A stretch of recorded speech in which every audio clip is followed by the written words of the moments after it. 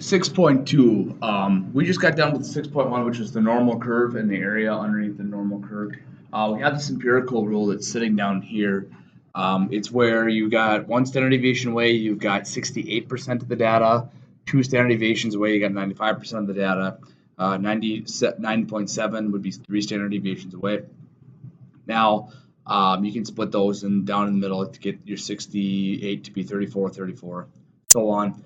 Okay, that's the empirical rule. What we're going to just explore is what happens though if you have a number or you want to find the area underneath the curve that's not exactly a whole numbered standard deviation away. Okay, so what to do with 1.1 standard deviations away or 1.5 standard deviations away. And what's going to happen is we're going to convert this into a z-score. Okay. Now, a z-score is a way to be able to compute observations from different normal distributions, so different graphs with different means and standard deviations. If the observations come from different normal distributions, the standard deviations are different. You can standardize them, and that's what we'll be doing by taking the z-score, standardizing the score to get a suitable comparison. I see z-scores on things like ACT scores. When I take my kids to get their wellness checks, they get z-scores for their heights, weights, head circumference, things like that. They're taking different distributions and comparing them as one. Okay. It is a number that is the number of standard deviations away from a mean. In this case, I'll talk about the mean is always this number, and standard deviation is all this number, but this will make sense here in a little bit. The z-score compares the measures from different distribution. The z, it can be positive or negative or sometimes zero. Positive z-scores indicate that the measurement was above the mean. Negative z-scores indicate that the measurement was below the mean. And if z is equal to zero, you're basically saying that you're at the mean, you're at the middle. So there, the dead giveaway. This is a mean distribution with the average being zero. The z-scores greater than 3 or less than 3 are very rare. And why is that? Because anything past that is very unlikely, and it's got a small sliver of the curve to account for. Z value or z-score tells the number of standard deviations away from the original measurement from the mean. X is your original score. Mu is your population mean. Sigma is your population standard deviation. You'll work that out, so it's the original score minus the mean divided by the standard deviation. There's your z-score. Z-score is free of any sort of unit. So if this was x inches, mu inches over standard deviation inches, all those inches would cancel out and you're just left with a particular number. So here we go. Calculating some z-scores here with this pizza delivery service. The amount of time it takes for a pizza is a approximately normal curve with the distribution with a mean of 25. So there's your mean of 25, a standard deviation of 2, and we're going to convert x is equal to 21 into a z-score. So we'll take 21 minus 25, get negative 4 divided by 2, and you get a negative 2. Now, negative 2 would work to use the table, or not, I shouldn't say table, the empirical rule, or the rule we did yesterday, because it's one of those whole numbers that we can work with. But that negative 2 is going to tell us that we're 2 standard deviations away from or below the actual mean. You can reverse that. So I essentially took the z-score formula, did a little bit of algebra, and got x by itself.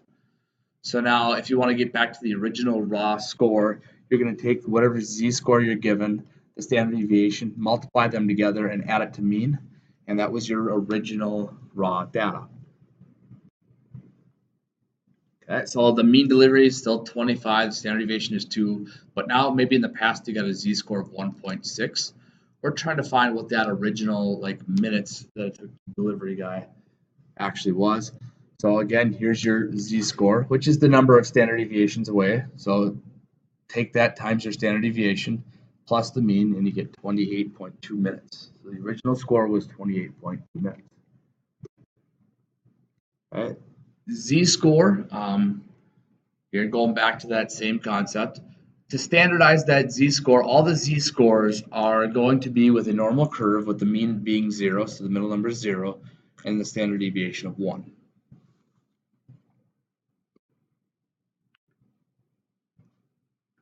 What's the big difference about that? Well, the importance is that we can take all these different distributions, any normal curve, one standard deviation away, that's going to be 34%. Well, if I standardize it between with a mean of 0 and standard deviation of 1, I'm still going to get 34%. So the areas are going to be the same. And I can come up with a table that you can use to get these particular areas. You can look at page 822, or I think you can go to the very back binding of the book. There's going to be a table for us to calculate z-scores. Always round those to the nearest 2 decimal place. Z-score less than negative 3.49 is 0.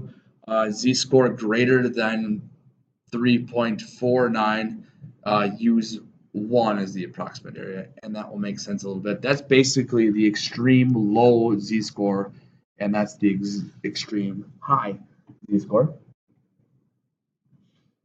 Appendix 2, or the one to the left of the binding, has all the entries that are left, or they're negative z-scores, so they're left of the mean. The other table on the right binding, or the positive z-scores, are, and all the areas to the left of that positive z value are going to be above the mean. You'll notice that this table right here, all the areas are less than 50%. All the areas in that table in the middle are bigger than 50%. Okay, so here we go. Here's the table and how you use it. The reason why you're going to round to the nearest hundredth is because up above in the very first column, these are all the decimal hundredth places. If I were to look up 1.34, I'm going to work my way down the table on the right side because it's all the positive z-scores. I'll find 1.3 with the hundredth spot of 0.4. I'll work my way in, and there it is. It's 0.9093. Okay. Now find the area to the left of negative 2.67. So you're going to use the negative z-score table. You're going to go down to negative 2.6. You're going to work your way in. You're going to go 0.07, work your way down, and you should have 0.0038. Now, it always shows you the area to the left of that particular z-score. Keep that in mind. Okay, like I said, to the left. So table 1 is directly to the left. I believe there's a little diagram on there that shows you that. The other table is to the left as well. Smaller area in the one table versus bigger area in the other ones. Okay. Now, in order to find these values and their areas in between, left than, greater than, here's what I got going on here. I'm going to look up the z-score for the first one, and that will be the area in yellow. I'll look at the z-score for this second one, and that's the area here in this light grayish blue. What problem is I end up doubling up. So to get the area in red, I'm going to have to take the bigger grayish value, subtract the yellow one, and that will give me the area in the middle. Okay. Same thing if they're both positive scores. Z1 is this area in yellow, Z2 is the area in gray. Notice I double up on all of this, so I'll have to subtract to get the area in between those two scores. If I ever want the area to the right, remember we talked about this area underneath the curve is 1 or 100%. I can find this area here in red, take it away from 1, and get that area away to the right of it instead of to the left of it. Okay, Z. All right, so Z is less than or equal to 1.34.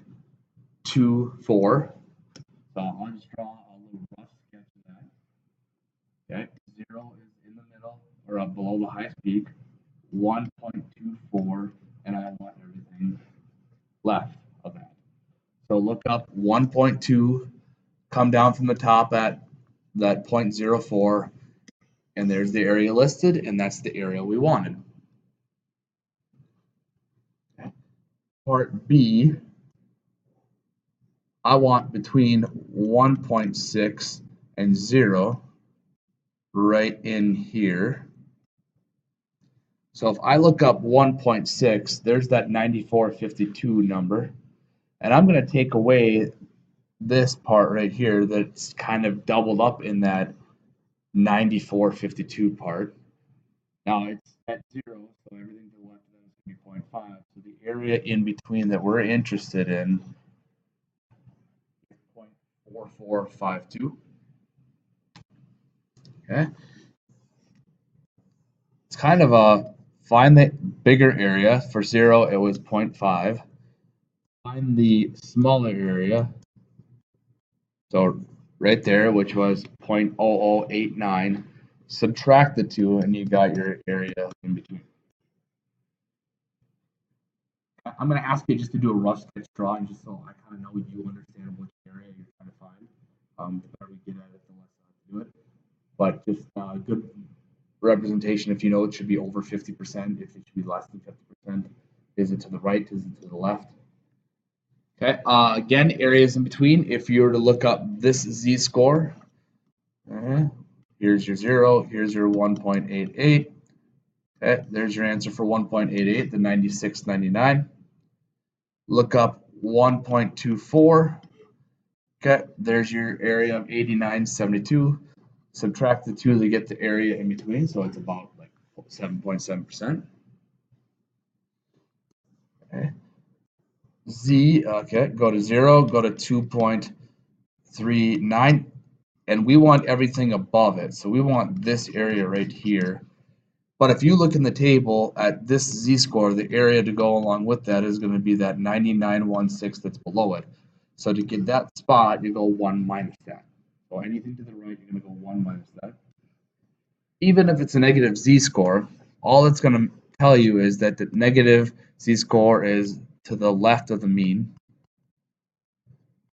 You look up that area, but to get the area that we want, you're going to have to go 1 minus what you looked up. So that's about 96. Okay. Application. Okay, so here we are. We got this pizza guy again, same situation. You got a mean of 25, and you've got yourself a standard deviation of 2. We're trying to find the probability that the time that it takes for the driver to get there between 25 and 27 minutes.